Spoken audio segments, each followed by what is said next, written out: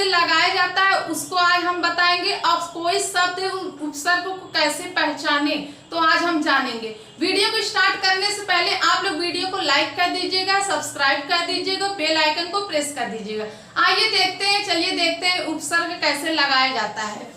तो देखिए उपसर्ग के कितने प्रकार होते हैं, पहले यहाँ पर हम लिखते हैं उपसर्ग के प्रकार। तो उपसर्ग कितने प्रकार होते हैं? उपसर्ग के 3 प्रकार होते हैं। पहला है संस्कृत, दूसरा है हिंदी, तीसरा है उर्दू। संस्कृत में हमारे 22 उपसर्ग होते हैं। कितने होते हैं?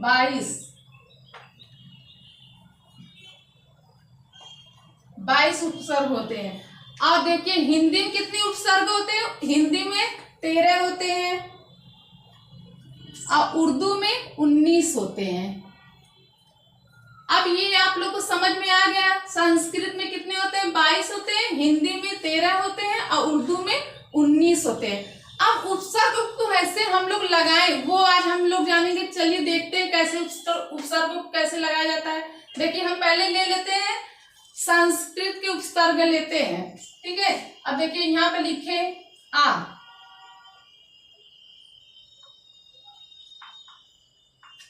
ये आ क्या है? आपका उपसर्ग है। अब देखिए इसमें हम लिख दे आ प्लस कारण। ये मिलके क्या बनेगा? आकारण।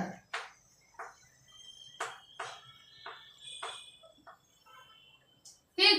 अब देखिए जो उपसर्ग होता है वो यौगिक शब्द से मिलके बनता है।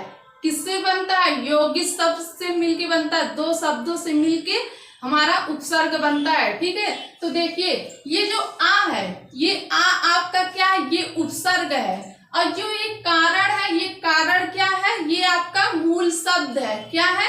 मूल शब्द है। तो देखिए अब देखिए यहाँ पे आ कारण है, तो इसको कैसे हम इसको पहचाने कि इसमें कौन सा उपसर्ग है और कौन सा मूल शब्द है। तो देखिए कभी भी ये जो आ है इसका अर्थ क्या होगा? इसका अर्थ होता है नहीं। क्या होता है? नहीं होता है। तो यहाँ पर इसका अर्थ लिख दे नहीं। अब कारण मीन्स होता है कारण, किसी कारण से, तो वो होता है कारण, ठीक। अब देखिए अब आ जो उपसर्ग है और जो मूल शब्द है, इन दोनों का अर्थ इसमें निहित होना चाहिए। जो नया शब्द बना है तो इसमें इसका इन दोनों का निर्माण इसमें होना चाहिए, इसमें निहित होना चाहिए। इन दोनों का अर्थ इसमें निहित होना चाहिए। तो देखिए आ मीन्स होता है नहीं, कारण मीन्स होता है कारण। तो ये जो आ कारण है तो इसका क्या हो जाएगा? बिना कारण के। क्या हो जाएगा? बिना कारण के। तो देखिए इन दोनों का जो अर्थ है इसमें निहित है कि नहीं। तो अगर देखिए उपसर्ग जो रहेगा वो इन मूल शब्द का और आपके जो उपसर्ग है उसमें जरूरी है कि इसमें निहित होना चाहिए। अगर निहित नहीं है तो वो आपके उपसर्ग नहीं है, ठीक है। अब देखिए कैसे, अब ये आप लोग को समझ में आ गया कैसे हुआ है। अब जैसे एक शब्द और ले लें हम, जैसे यहाँ लिख दें आ प्लस दृश्य, ठीक। तो इससे क्या मिलके बनता है? ये हो जाएगा अदृश्य हो जाएगा। एक शब्द और ले लें अनोखा।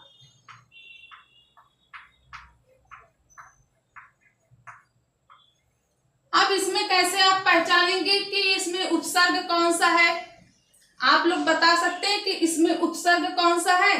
तो आप लोग देखेंगे, इसमें आप लोग तुरंत देखेंगे अदृश्य तो कह देंगे ये आ उपसर्ग है। अब इसमें अनोखा भी देखेंगे तुरंत कह देंगे कि ये आ क्या है? ये आपका उपसर्ग है। पर जी नहीं, ऐसा नहीं है, ऐसा नहीं है, क्योंकि इसमें उपसर्ग नहीं है। तो वो कैसे नहीं है? देखिए आ मीन्स होता नहीं, दृश्य मीन्स होता है जो दिखाई देता है, कोई चीज दिखाई देता है उसको बोलते हैं दृश्य बोलते हैं। ठीक, अब देखिए इन दोनों का अर्थ इसमें निहित है, तो निहित है। अदृश्य मीन्स होता है जो दिखाई नहीं देता है। ठीक है, अब जो दिखाई नहीं देता है ये आपका ये क्या हो गया, ये आपका उपसर्ग है। तो ये क्या, ये आगे उपसर्ग लगा है, ये आपका क्या है, इन दोनों से जो नया शब्द बनता है तो उसमें इन दोनों का क्या रहना चाहिए, अर्थ निहित होना चाहिए, अर्थ उसमें इन दोनों का रहना चाहिए, तभी वो आपका उपसर्ग कहलाएगा, नया शब्द निर्माण होगा। ठीक है, अब देखिए इसमें अभी जैसे हम यहाँ अनोखा लिखे हैं, इसमें हम क्यों कहें कि ये इसमें नहीं, इसमें ये उपसर्ग ये नहीं है, तो ये कैसे नहीं है, ये जो आ है ये आपका क्या है, ये आ तो सही है, ये आपका नहीं से आएगा, ये तो समझ में आ रहा है। अनोखा क्या है, अनोखा कोई शब्द है, इसका कोई अर्थ है, जी नहीं, इसका कोई अर्थ नहीं। और एक बात आप लोग समझ लीजिए, जो आपका ये मूल शब्द होता है, ये मूल कारण दृश्य, ये जो मूल शब्द होता है ये हमेशा सार्थक शब्द होना चाहिए। क्या होना चाहिए, सार्थक शब्द होना चाहिए, क्योंकि इसका कोई अर्थ होना चाहिए। ये नहीं कि बिना कोई अर्थ के रही तो वो आपका क्या हो जाएगा, उपसर्ग कोई निर्माण बन जाएगा, किसी नए शब्द का निर्माण हो जाएगा, ऐसा नहीं है। तो इसका जब भी आप उपसर्ग लगा रहे तो ये जो आपका मूल शब्द है, ये मूल शब्द हमेशा सार्थक रहना चाहिए। क्या रहना चाहिए, सार्थक। ठीक है, अब देखिए ये आप लोग को समझ में आ गया। अब देखिए ये अनोखा, ये आ तो समझ में आ रहा है कि ये उपसर्ग है। तो ये जो मूल शब्द है नौखा, नौखा कोई आपका मूल शब्द है, इसका कोई अर्थ है, सार्थक अर्थ है, जी नहीं, इसका कोई सार्थक अर्थ नहीं है। तो ये आपका ये कोई नया निर्माण नहीं हुआ है, ये आपका उपसर्ग नहीं है। ठीक, ये आप लोग को समझ में आ गया कैसे हुआ है। तो देखिए ये जो आ है इसको उपसर्ग बोलते हैं, और ये आ को ही जो जैसे उपसर्ग जो होता है उसको हम लोग क्या बोलते हैं, उसको शब्दांश भी बोलते हैं। क्या बोलते हैं, शब्दांश भी बोलते हैं।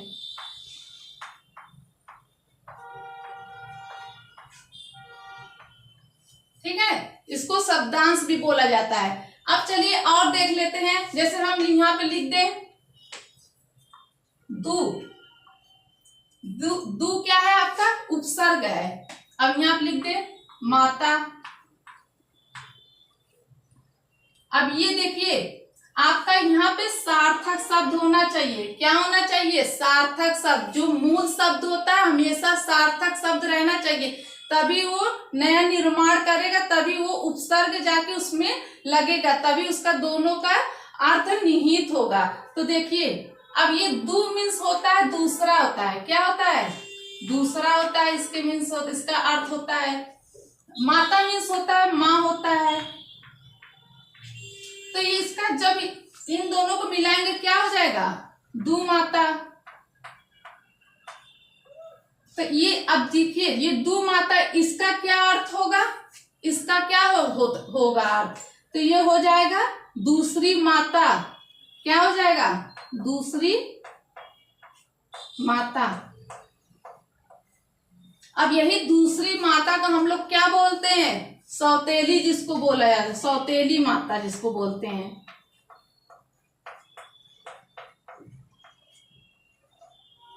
सौतेली माँ जिसको बोला जाता है। ठीक, ये आप लोग को समझ में आ गया क्या क्या कहते हैं। ये जो उपसर्ग होता है इसी को क्या बोलते हैं, शब्दांश बोलते हैं।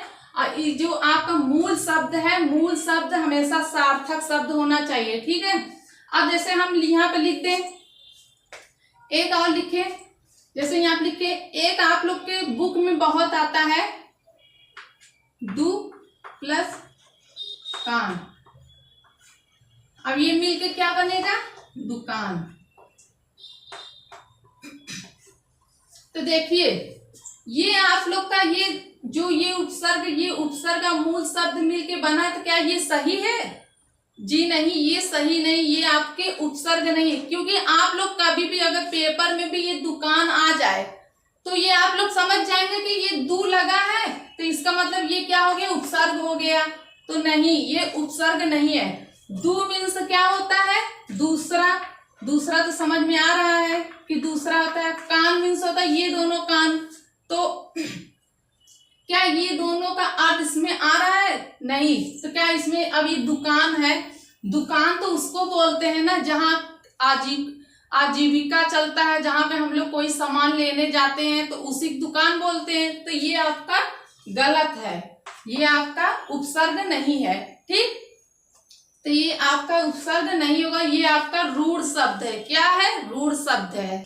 अब जैसे लिख दें यहाँ पे कु, कु प्लस माता। ठीक, अब यहाँ पे लिख दे कु प्लस माता। अब ये क्या मिलके क्या इसका निर्माण करेगा? कु माता हो जाएगा।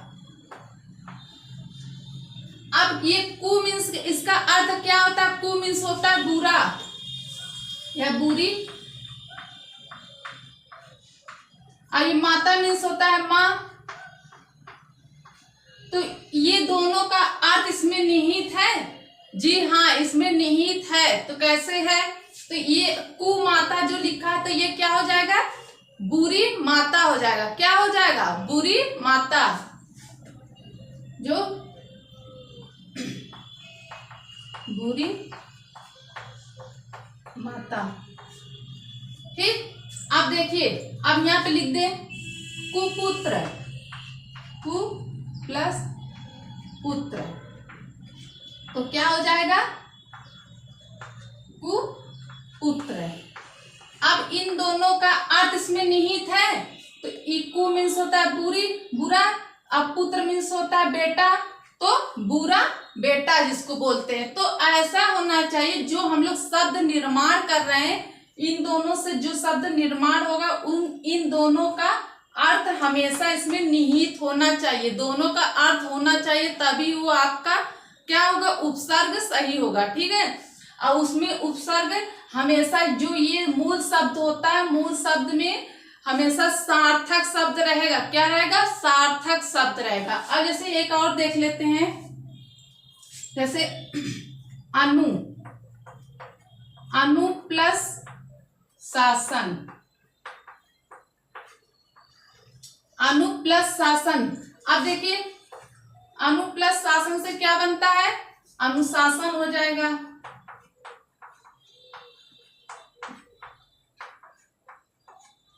ये अनुशासन हो गया। अब ये अनु मीन्स क्या होता है? पीछे पीछे। क्या होता है? पीछे पीछे। अब ये शासन मीन्स क्या होता है? नियम कानून, नियम कानून। अब देखिए, इन दोनों का अर्थ इसमें निहित है। आप लोग खुद देखिए, इसमें अनुशासन जो है इसमें निहित है। जी हाँ, इसमें निहित है। तो इसका अनुशासन का क्या अर्थ हो जाएगा? जो अपने ऊपर